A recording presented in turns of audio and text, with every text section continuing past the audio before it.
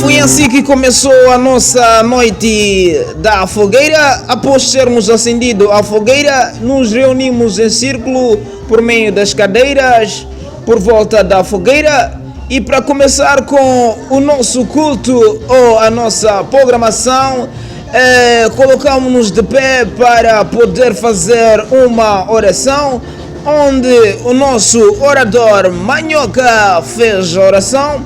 Após a oração, nos sentamos em círculo para poder ouvir algumas histórias, bem como algumas lições sobre a vida, assim como o testemunho dos oradores.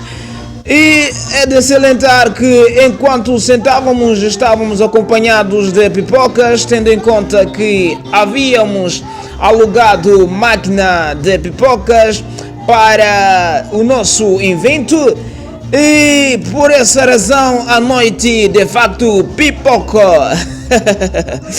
E nessa noite da fogueira contou com vários rostos pertinentes, assim como as imagens ilustram.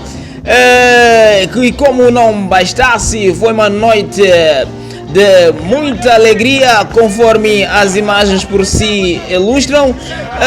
Foi uma noite maravilhosa, uma noite que jamais será esquecida, uma noite que impactou as nossas vidas, uma noite que, enfim, foi mesmo muito agradável.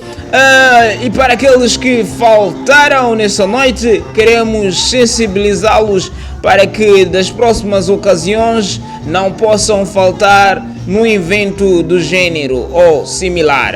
Que Deus nos abençoe.